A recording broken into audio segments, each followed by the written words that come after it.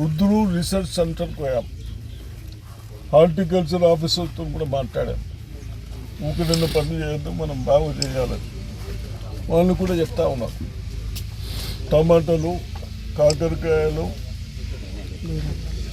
బీరకాయలు అయితే 10 టన్నులు వస్తాయి అంటారు రైతులు చెప్తున్నారు. వరంగల్లో మీ ఈటీవీలో చూసినా నేను. బీరకాయలు, కాకరకాయలు 10 టన్నులు 25 రూపాయలే పట్టు, 2.5 లక్షల ఇట్లా వస్తూ ఉన్నాయి. కాబట్టి దాన్ని చిన్నవాళ్ళు, పక్క భూమి ఉన్నోడు పంటలు అన్నిట్లో వేయలేవు. కొంచెం ఎత్తున్న భూమి చౌక భూములలో వేసుకోవచ్చు. మెట్ట భూమి, ఆ మెట్ట భూములు వేసుకొని నేను కూడా మన సొసైటీ తరఫు నుంచి ఇంకా మీరందరూ పెడతామంటే మార్కెటింగ్ సొసైటీది 50% సబ్సిడీలు ఇవ్వతాం. మీకు 1,00,000 అయితే 50% ఫ్రీ ఇద్దాం. డ్రిప్ పెడితే మంచిగా అవుతుందంటే డ్రిప్ కూడా ఇద్దాం. ఈ విధంగా మీరందరూ చిన్నవాళ్ళు జాబ్స్ వచ్చే వరకు కూడా ఇసుంటూ పంటలు పండించుకొని అందరూ కష్టపడరు. ఓ 4 కష్టపడితే మనం చూసి ఇంకో 10 మంది నేర్చుకుంటారు. ఆ విధంగా తప్పనిసరిగా నవ్వుపేటలో మీరు ఎవరెవరు పండిస్తారో ఒక ½ ఎకర్, అర్ధ ఎకరం ప్రయత్నం చేయండి. తొందరనే మీరు అందరికి పండిస్తామంటే నేను మినిస్టర్తో మాట్లాడతాను. సబ్సిడీలు ఇద్దాం, మంచి వాళ్ళకు ఫెన్సింగ్ కొరకు ఇద్దాం, చేయించుకుందాం. ఒకటి ఇవన్నీ మనం సెట్ చేసుకోవాలి. చదువుకున్న వాళ్ళకు కూడా వేస్తారు కదా అప్పుడు ఓట్లు కేసీఆర్కు. నాగాపూర్ సొసైటీలో వడ్లు కొనడానికి కాంట ప్రారంభించారు. చైర్మన్ కానీ, రైతులు కానీ, మెంబర్స్ కానీ మీ అందరికి ఒకటే, మంచి మాస్టర్ మెయింటైన్ చేయండి. అక్కడ ఏం తక్కువ చేయకూడదు. ఎక్కడైతే మనకు రైస్ మిల్లో పోయినాక ఇబ్బంది కాకుండా చూసుకోండి. అదేవిధంగా గతంలో ఇవన్నీ ప్రాబ్లమ్స్ వస్తూ ఉన్నాయి. బంగారు తెలంగాణ చెప్పిన వాళ్ళు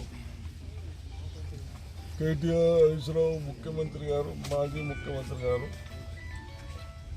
మనం తెలంగాణ వచ్చినప్పుడు 4,700 బాకీలు ఉంటే సివిల్ సప్లైకి 10 సంవత్సరాల్లో 5,800 6,000 కోట్లకు 6,000 కోట్లకు 45 లక్షలు 48 లక్షల కోట్లకు పోయాయి.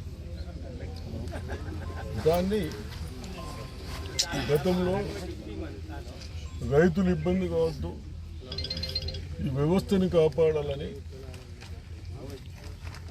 ఈ 10 నెలలలో 1000 కోట్లు మనం లాసెస్ తగ్గించాం. 58 పోయి 48 తీసుకొచ్చాం.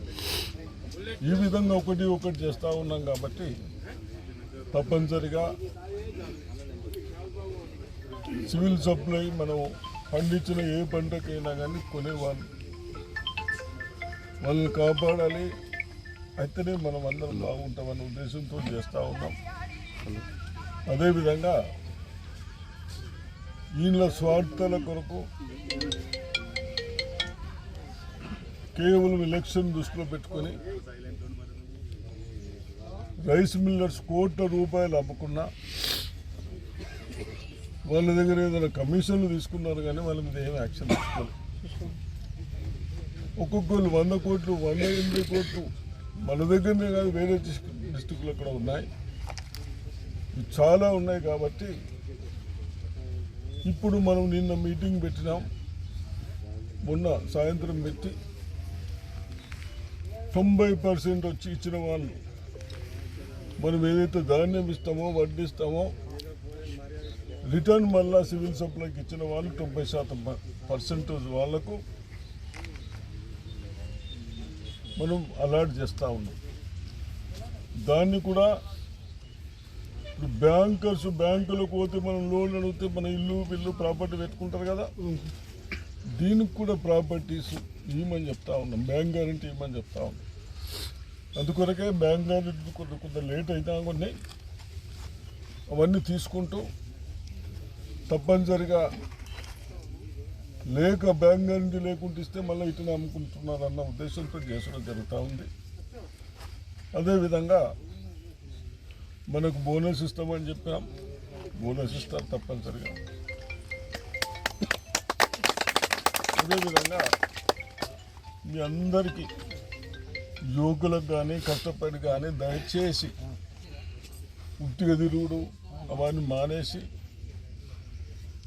మనం ప్రతిదీ బయటకు వెళ్ళి తెచ్చుకుంటున్నాం. బయట స్టేట్లకి కూరగాయలు లేవు, ఆకుకూరలు లేవు, మటన్లు లేవు, ఏమీ లేవు. పాలు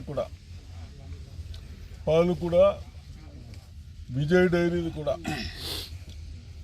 మొన్ననే 100 కోట్లు రాసుంటే ముఖ్యమంత్రి గారితో మాట్లాడి 50 కోట్లు ఇప్పించి రైతులకు పేమెంట్ చేశారు. దీన్ని ఒకటి మనము భారతదేశంలో ఎక్కడ లేని విధంగా 10 రూపీస్ ఎక్కేస్తాను. ఎవరికి? పాలు ఇచ్చిన వాళ్ళకి, రైతు. కాబట్టి దాన్ని కూడా ఇప్పుడు చైర్మన్ వస్తూ ఉన్నాడు సారంగపూర్కు, మీటింగ్ ఉన్నది. అందుకొరకు నేను తొందరగా చేస్తున్నా, 10:30కి వస్తున్నాడు. కాబట్టి ఆ వ్యవస్థను కూడా బాగా చేయాలి. మీ అందరికి కూడా చెప్తా ఉన్నాను, పాలల్లో మీ టీవీలలో చూస్తూ ఉన్నాం, పాలల్లో కానీ హోటల్లో ఫుడ్లో కానీ కుళ్ళిపోయినాయి కానీ కుక్క మాంసాలు కానీ వేసుకుంటారు.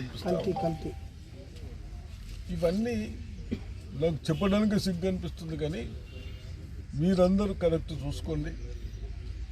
మనము సంపాదన కంటే హాస్పిటల్లకు ఖర్చు అవుతూ ఉన్నాయి. ఇవన్నీ దృష్టిలో పెట్టుకొని టైట్ చేద్దాం.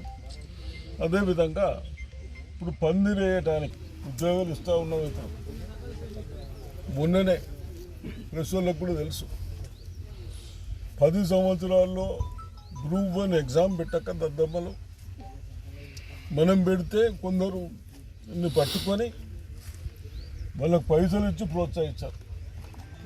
ఏంది ఎగ్జామ్ క్యాన్సిల్ చేయమని. రేవంత్ రెడ్డి గారు ఏదైనా కానీ నా పిల్లలు 4 లక్షల మంది అప్లికేషన్ పెట్టుకున్నారు ఉద్యోగాల కొరకు. ఎన్ని ఉద్యోగాలు? 560 ఉద్యోగాలు. ఎందరు పెట్టుకున్నారు? 4 లక్షల. ఎగ్జామ్ ఎందరు రాసిండ్రు? 3,40,50,000 మంది వచ్చారు. దాన్ని బీజేపీ వాళ్ళు కానీ టీఆర్ఎస్ వాళ్ళు కానీ ఆపేందుకు బాగా ప్రయత్నం చేసిన ముఖ్యమంత్రి గారు బీద వాళ్ళకి, చదువుకున్న వాళ్ళకి ఉద్యోగాలు ఇవ్వాలన్న ఉద్దేశంతో ఎగ్జామ్ పెట్టాం. అది 18 డిపార్ట్మెంట్లో ఖాళీ ఉన్నాయి. ఎవరి కొరకు చేసేది అది ఖాళీ? మన కొరకు. మనకు పనులు కావటానికి ఆఫీసులలో ఎట్లయితే పనులు అయితే ఆ ఖాళీ ఉన్నాయి కాబట్టి అది కూడా పెట్టినాం. ఉద్యోగాలు ఇస్తున్నాం. 10 ఏళ్ళలో ఉద్యోగాలు వచ్చినాయి. ఇవన్నీ దయచేసి రేవంత్ రెడ్డి సుదర్శన్ రెడ్డి కొరకు కాదు, మంచి చెడు ఆలోచించుకుంటే మీ ఫ్యూచర్లు పోతాయి. కాబట్టి తప్పనిసరిగా వాళ్ళు కూడా ఉంటారు, మంచిగా పని చేసుకొని ఆఫీసర్లు వచ్చినా ఎవరన్నా ఎక్కడ మీకు ఇబ్బంది పెడితే నాకు చెప్పండి. కానీ అనవసరం ఆఫీసర్లతో ఏ ఆఫీసుకో ఇబ్బంది పెడితే మట్టుకు నేను కేసులు పెట్టిస్తాను. మీరు చేయబట్టి మంచి ఆఫీసర్ వస్తలేదు, కొందరు ఉన్నారు ఇప్పుడు సెట్ అయింది, కానీ ఇంకా ఆ విధంగా మీ నలుగురు చేయబట్టి నా మండలి మొత్తం ఇబ్బంది కాకుండా ఉండాలి. కాబట్టి ఇవన్నీ దృష్టిలో పెట్టుకొని అందరు బాగా చేయండి. కూరగాయల మట్టుకు మీరు బాగా పండిస్తారని. అదేవిధంగా విజయ్ డైరీ కూడా మనం అందరము, మీరు పాకెట్లు వేరే తాగే బదులు విజయ్ డైరీ పాకెట్లో వేసుకోండి. అది 100% ప్యూర్ ఉంటుంది. ఇప్పుడు టీవీలలో వస్తున్నాయి కదా పాలు మిక్సింగ్ అని, మరి అసలు తాగుతారా మంచిగా తాగుతారా?